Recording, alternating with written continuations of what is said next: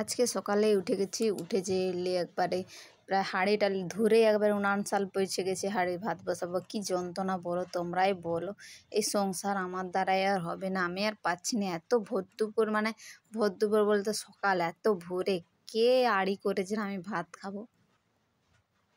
তো আমার বরের মানে ইচ্ছে হচ্ছে যে এখন ভাত খাবো, ভাত খেয়ে নিয়ে কাজে যাবো। সকাল 7টায় কাজে যায়। তো যেহেতু মানে কি বলবো, বলার কিচ্ছু নেই। আমার মানে মাথা পাগল হয়েছে, রাতের ঘুম উড়ে গেছে।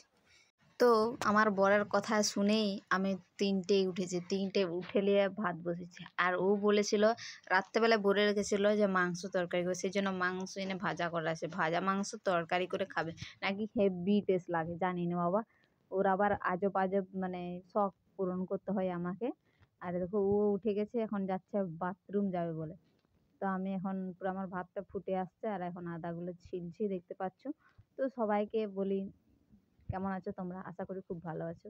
মানে ইন্ট্রো দেওয়ার যে সময়, সেই সময়টা আমার কাছে নেই। দুর্গাপূজায় কার কি শপিং হলো অবশ্যই জানাবে। আমার এখন এবছর মনে হয় কপালে কিচ্ছু নেই। এই জীবন মানে কি বলবো, সুখ আর নেই জীবনে, শুধু দুঃখ ভরা। ভগবানকে ডাকছি, শুধু ভগবান আমাকে কবে একটু সুখ লিখে দেয়নি মনে হয়। মানে আজকে তোমাদের দাদাভাই হঠাৎ কেন জেদ হলো জানো না। এমনিতেও রুটি মুটি খেয়েছে, আমাকে এদিকে কাজে চলে যায়। তো কাজে সেখানে খাবার দেয় ওদিকে, মানে 3 বেলা খাবার।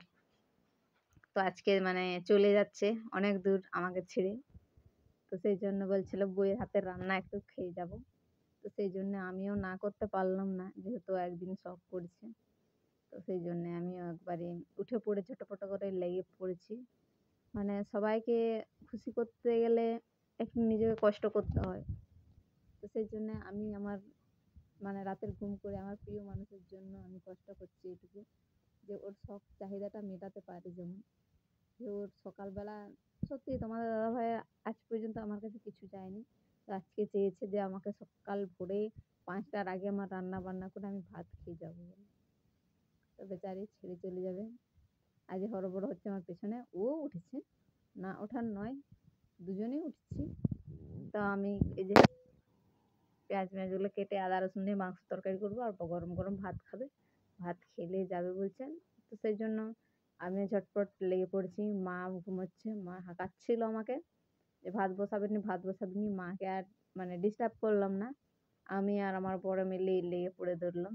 আর আমাদের যেহেতু উনানটা ঘরের ভিতরে, তো সেই জন্য কোনো অসুবিধা হয় না। আমি মানে বারান্দায় বসে বসে রান্না করতে পারি। আর সেই যে ধারে আমরা আগে থাকতাম সেখানটা থাকছি না, সেখানে হলে বাইরে হতো, ভয় লাগতো। কিন্তু এখন পিসির বাড়িতে আছি, পিসির ভিতরেই রান্নাঘর। মানে আর দেখো পুরা অন্ধকার অন্ধকার পিছনটা লাগছে। আর তোমাদেরকে আমি সেটাই দেখাচ্ছি যে আমি কত ভোরে উঠি। অনেকেই বলে বলে আমি নাকি ভোরে রাঁধতে পারি না, মানে পাশাপাশি প্রতিবেশী যাদেরকে বলা হয় না, সবাই এরকম আমার নামে দুর্নাম করে। তো দেখো, তাদেরকে বলছি দেখো, আমি আমার বরকে খুশি করার জন্য না যা ইচ্ছা তাই করতে পারে। দেখো কত অন্ধকার বাইরে, এই দেখো তোমার দাদাভাই এখন বাথরুম গেছে বলে আমি সাহস করে বেরিয়েছি, নাহলে বেরাতাম না। আর আমাদের গোশালটা এদিকে চারদিকে অন্ধকার অন্ধকার। আর দেখো আমাদের রানীটাকে এখানে ঢাকা দেওয়া আছে, এই যে এখানে। আর পুরা মা নাক ডেকে ঘুমাচ্ছে। তো যাই হোক, চলো তোমার দাদা যে পরে কথা হোক। তো তোমার দাদা ভাই চলে গেছে, আর আমি এখন একটু পিঠে করেছিলাম সকাল সকাল। আর চা, একটু র চা আমি খেতে পছন্দ করি, আমি দুধ চা ভালো লাগে না আমাকে, গ্যাস হয়ে বলে আমি খাই না। তো এখানে মোটু পাতলু টিভি দেখে দেখে খাচ্ছিলাম। আর এখন যাচ্ছি, একটু রেডি হয়ে গেছি। তো আজকে উদ্বোধন ছিল আমাদের মণ্ডপের, আমাদেরই বলে দুর্গাপূজা তো আমাদেরই। তো সেই জন্য আমি একটু রেডি হয়ে বেরিয়ে গেছি, তো যাব বলে। তো দেখি কি করা যায়, তোমাদেরকে কতটা দেখাতে পারি। তো তোমরা আমার চ্যানেলটা সাবস্ক্রাইব করবে, লাইক করবে, কমেন্ট করে বলবে ভিডিওটা কেমন হয়েছে। আর একটা কথা সবাইকে আমি আগাম বলে দিচ্ছি, আমাদের পিড়াকাটায় সবচেয়ে অনেক বড় মণ্ডপ হয়েছে, অনেক বড়। আমাদের পিড়াকাটার কথা বলছি, মণ্ডপটা অনেক বড় হয়ে গেছে। আর দেখো, আর সেই জন্য বলছি সবাইকে, আমার তরফ থেকে সবাইকে আমন্ত্রণ জানাচ্ছি যে তোমরা দুর্গাপুজোয় অবশ্যই এসো, অবশ্যই একবার দেখে যাও, মিস করো না এই জায়গাটা।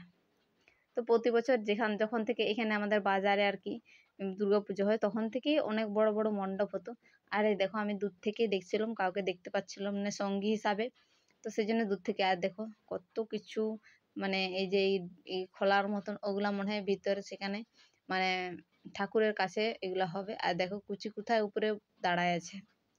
তো যাই হোক, কি আর বলবো, এরকম ঝুমুর, এগুলা ঝুমুরে নাচ বলে, এরা নিজে বাজনা বাজি নাচ করছে।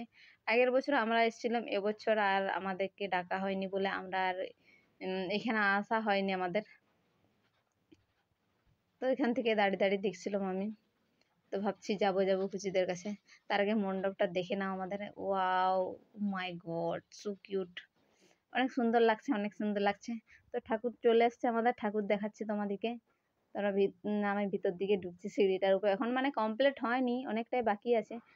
মানে যতদিন, আর দেখো কাকিমা একটু হেসে হেসে আসছে আমাদেরকে দেখে। আর প্রচণ্ড মানে কমপ্লিট হয়নি এখন থেকে, প্রচণ্ড লোক হয়ে গেছে, প্রচণ্ড ভিড় হয়ে গেছে। জানি না, ঠাকুরটাও সেই সুন্দর হয়েছিল। এই ঠাকুরটা মনে অনেক আগে একবার হয়েছিল, আমি দেখেছিলাম, কিন্তু সেই রকম আর মনে পড়ছে না। তো প্রতি বছর নানা রকম প্যান্ডেল হয়, নানা রকমের ঠাকুর থাকে, অতটা মনে থাকে না। ভিডিও করে রাখলাম, এটা একটা স্মৃতি হিসাবে। তো তোমরাও দেখবে, আমরাও দেখবি পরের বছর আরো কি হয়। মা তো একবারই আগমন হয়ে গেছে। তো এই দেখো, এদিকে একটু নাচ হচ্ছিল, তোমাদেরকে দেখাচ্ছিলাম। আর কত ভিড় ছিল এখানে, মানে প্রশাসনেরও একটু সাপোর্ট ছিল, যেহেতু আমাদের প্রধান বাবু অনেকেই পার্টির সদস্য ছিল।